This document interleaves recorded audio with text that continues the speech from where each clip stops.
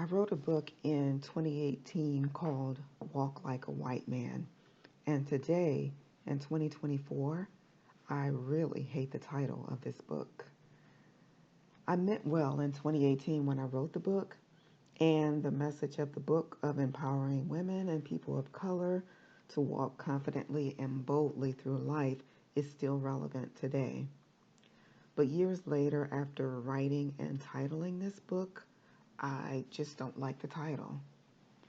And why do I hate the title?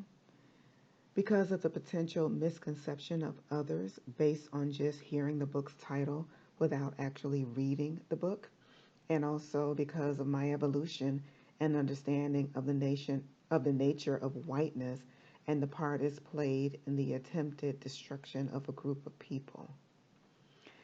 I want to make sure that the message of the book does not get lost behind the title, Walk Like a White Man, and that people are not swayed from picking up the book because they assume the message is in any way negative to black people. Let's be clear, I am in no way supportive of, nor do I subscribe to the false narrative that has been put into place about white superiority and black inferiority. And as a melanated woman, nothing could be further from the truth. I do not subscribe to the myth that whiteness is in any way superior to what we call blackness, because we all know that whiteness is a made-up concept that has just been repeated over and over and indoctrinated into the fabric of people's beliefs and into the fabric of society to elevate one group of people over another and to justify the atrocities committed against a group of people for monetary gain, and to make oneself look strong to cover up certain weaknesses, fears of the others, and potential concern about one's own intellect, gifts, and abilities.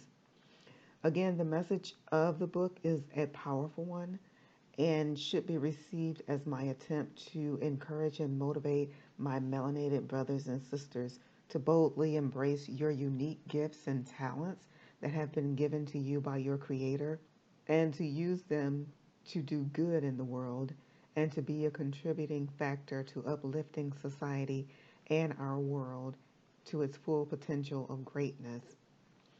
So I in no way want to put out in the world that everyone should be like the white men because they're better, because they're superior, or something foolish like that. That's not what this book is about. It is not in any way what I believe. I just wanted to point out the unbothered, untethered, and unruffled way white men carry themselves in this world, and for black people to pick up on some of that confidence and start projecting it for themselves, to free themselves from the chains that years of slavery, oppression, segregation, and racism has heaped on us. It's time to break free to walk in our destiny and our God-given rights that have been afforded us by our Creator and no one else. Break free and live. Just stop existing and live. God has given you life and wants you to live it to maximum capacity. So again, the message in Walk Like a White Man is one of empowerment to people of color and women, not in any way a condemnation of our beautifully melanated skin, our robust culture, and our many gifts and talents that we possess inside of us. And going back and reading some of the sections of the book today in 2024, I have some very strong emotions about some of the things I wrote back in 2018. For example, on page 13 of the introduction, this sentence where I'm talking about the power of visual stimulants, the sentence reads, after reading this book and getting a mental picture of why many white men are able to succeed in life where others fail, I hope you can use this as a visual stimulant to help you set and achieve your goals. I cringe when I read this sentence today. I am more enlightened today and better informed as to why white men as they like to call themselves, succeed where others fail because they've rigged the system in their favor to advantage them over others, to advance and to get ahead where they may not necessarily be the most qualified, the most gifted, or the most talented. But because the system is in their favor, they automatically get a leg up. Now, that's some kind of system, isn't it? And on page 15 of the book, this sentence in the chapter titled Walk Like a White Man, white men don't really take much notice to who's walking around them. No, they really don't take notice. But this, in most cases, is because of a sense of superiority and self-importance. And again, on the same page, this sentence. White men have been raised from little boys to believe that they are important. I've come to realize that this is actually because of an indoctrination into whiteness that takes place in a lot of white households throughout this country. That false narrative about the superiority of whiteness and the inferiority of blackness is powerful in this country. And this just gets passed down from generation to generation. This kind of indoctrination is harmful, both to the ones being indoctrinated and to the ones who these types of beliefs are directed at. This kind of thinking has spilled a lot of innocent blood of many melanated people, and these were lives worth living and worth saving.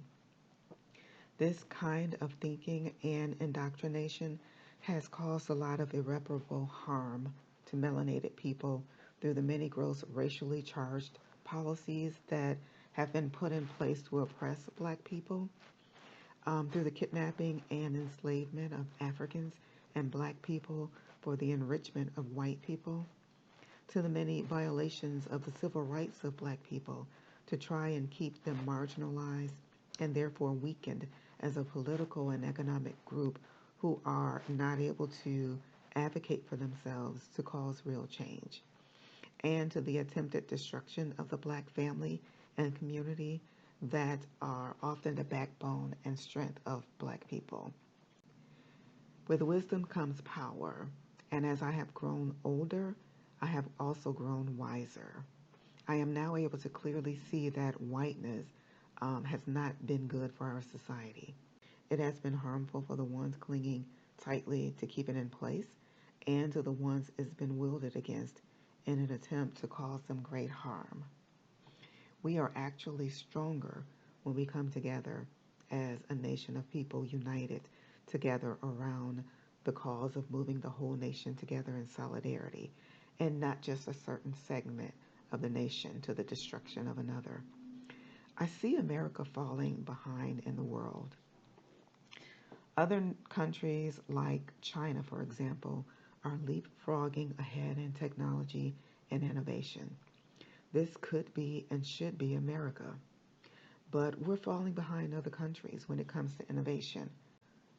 And why is this? Because we think that only one group of people possess the intelligence to innovate? Because we feel threatened by people who don't look like us, who wield great gifts and talents that we don't possess? Is it because we're afraid that someone else will have more than us or even have what we have? This is foolish thinking, and it's holding America back. We have work to do. We have a lot of work to do, actually, to stamp out the bigotry and hatred that threatens to doom us as a nation for good. And to my melanated people, you have greatness living inside you, so embrace it and walk in it, and use it to build the generational wealth for our families that we were so violently denied, and use it to build the kind of society that you want to live in and that you want to leave to your children and to your children's children.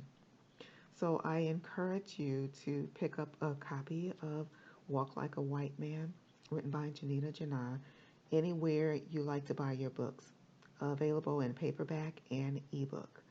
And check out my website, naylabookpublishers.com, to find out more about this book and other great books. And as always, be inspired.